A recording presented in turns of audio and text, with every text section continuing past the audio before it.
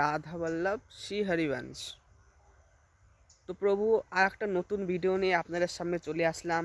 তো আগের ভিডিওই বলেছিলাম যে এরপরে যখন ভিডিও বানাবো তো আমাদের মনুষ্য জন্মের উদ্দেশ্য কি, কি করা উচিত, কি করা উচিত না, সেই সম্পর্কে নিয়ে ভিডিও বানাবো।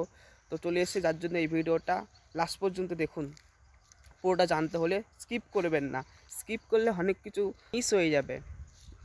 তো যার জন্য স্কিপ করবেন না, পুরো ভিডিওটাই দেখুন।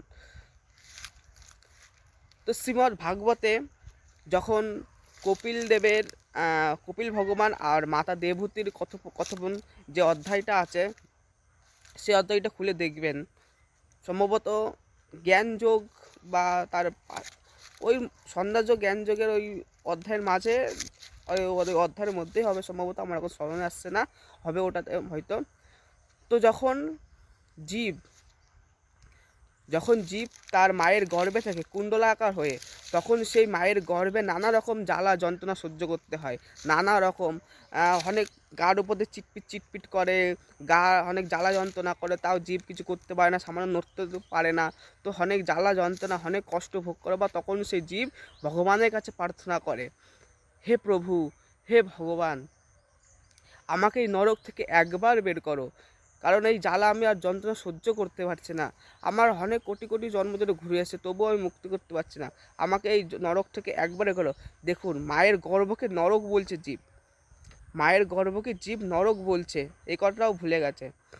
একবার আমার এই নরক থেকে মুক্তি দাও, আমি এই নরক থেকে বেরিয়ে তোমার এমন সাধন, এমন ভজন, যতটা নাম জপ করব, এত নাম জপ করব যে আপনার সেবা করব, আপনার চরণ বন্দনা করব, আপনার নাম জপ করব, করে আপনার পরম ধামে যাব, যাতে দ্বিতীয়বার আর আমার কোনো মায়ের গর্ভেই না যেতে হয়। একবার আমার এই নরক থেকে মুক্তি দাও করো। তো মায়ের গর্ভকে নরক বলছে, ভাবুন একবার। আমরা সবাই ভগবানকে কথা দিয়ে এসেছি, যে আমাকে এই নরক থেকে একবার বের করো, তো সেটা পর্যন্ত ভুলে গেছি। তো জীব যখনই এই মায়ায় পড়ে, মানে যখনই গর্ভপাত হয়ে যখন এই ভূমিতে প্রবিষ্ট হয়, তখনই জালে ফেসে মায়ার জালে মোহিত হয়ে যায়, তখনই সব কিছু সে ভুলে যায়। সে কী ছিল আগের জন্মে, এবং গর্বের কথা পর্যন্ত ভুলে যায়, গর্বে আমি কী কথা দিয়ে এসেছি ভগবানকে। তো আমাদের এই মনুষ্য জন্ম একটাই কর্তব্য, একটা জিনিসের জন্যে আমাদের এই মনুষ্য জন্ম। আমরা মনুষ্য জন্ম ধারণ করছি কেবল ভগবানের ভজন সাধন করার জন্য, ভগবানকে পাওয়ার জন্য আমাদের এই মনুষ্য জন্ম দেওয়া হয়েছে। কারণ এই মনুষ্য জন্ম এমনই, এই মনুষ্য জন্ম দুর্লভ বলা হয়েছে, কারণ এই মনুষ্য জন্ম খুবই দুর্লভ বলার কারণ এই মনুষ্য জন্ম এমনই একটা জনি, এই একমাত্র জনি যেখানে জীব যা খুশি তাই পরিবর্তন করতে পারে, যা খুশি তাই করতে পারে। আমাদের এই মনুষ্য জন্মর একটাই পরম কর্তব্য, নিজের ধর্মের সাথে কর্তব্য কর্ম পালন করে ভগবানের ভজন সাধন করে ভগবানকে প্রাপ্ত হওয়া, এই মোহজাল থেকে বেরিয়ে যাওয়া, এইসব দুঃখ কষ্ট ভোগ থেকে বেরিয়ে যাওয়া, সংসার বন্ধন থেকে বেরিয়ে যাও, ভগবানকে প্রাপ্ত হও। ওখানেই সুখ, ওখানেই শান্তি একমাত্র, আদার শান্তি সুখ কোথাও নেই। আমরা তো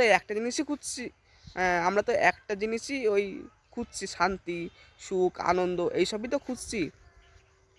তো সেটা শুধু ভগবানের চরণে, আর আদার্স আর কোথাও নেই। এই মনুষ্যটা খুবই দুর্লভ, দেবতা দুর্লভ পর্যন্ত বলে, দেবতা দুর্লভ, দেবতারা পর্যন্ত ভগবানের কাছে প্রার্থনা করে, হে প্রভু, আমাকে মনুষ্য জন্ম দাও, মনুষ্য জন্ম ধারণ করে আমি তোমার সাধন ভজনা করে আমি আরও উপরে লেভেলে যাব, আরও উপরের স্থিতিতে যাব। তো সেই মনুষ্য জন্ম ধারণ করে আমরা কি করছি, যেটা আমাদের করা উচিত সেটাই করছি না, যে আমরা নানান রকম প্রপঞ্চ, নানান রকম সাংসারিক কথা, সাংসারিক বার্তা, সাংসারিক কার্য করছি। এটাতে সেরকম একটা কোনো পরম লাভ হবে না। পরম লাভ কেবল ভগবানের নাম জপ, ভগবানের লীলা গায়ন, ভগবানের চিন্তা, সাধন ভজন, এইসবে।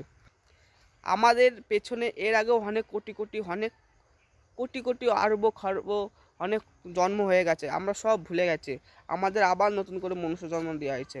এই জন্ম মিস করলে আবার না জানি কবে আবার মনুষ্য জন্ম পাবো, নয়তো আবার 83,99,999 জনই আবার পার হতে হবে।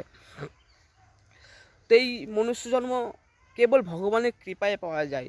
ভগবান কৃপা করে আমাদের মনুষ্য জন্ম দিয়েছে যে বাবা যা এই মনুষ্য ধারণ করতে আমারও সাধনা ভজনা করতে আমাকে প্রাপ্ত হ, আর জ্বালা কষ্ট ভোগ করিস না।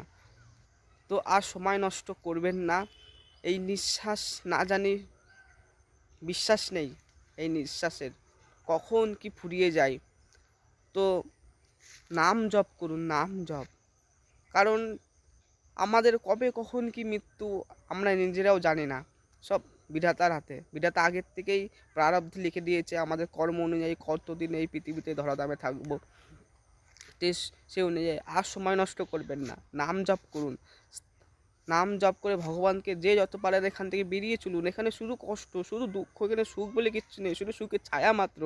যেটাকে মনে হচ্ছে সুখ, আসলে এটা মায়া, ভগবানের মায়া, সুখ না, সুখের ছায়া।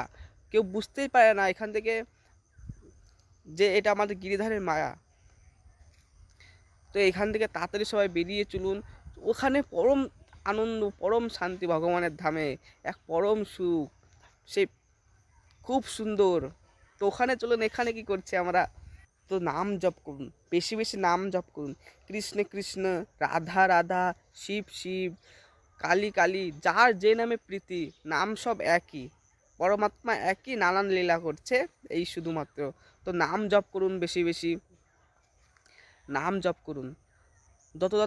যত নাম জপ করবেন তত হৃদয় নির্মল হবে, তত আনন্দ হৃদয়ে বাড়বে, তত সহ্য ক্ষমতা বাড়বে। সব কিছু একদম বুক ফুলিয়ে একদম সব কিছুর সাথে চারদিকে দিগ্বিজয়, চারদিকে কোনো দিকে কোনো সমস্যা নেই।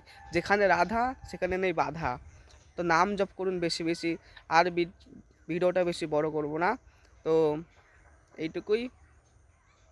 রাধা বল্লভ শ্রী হরিবংশ।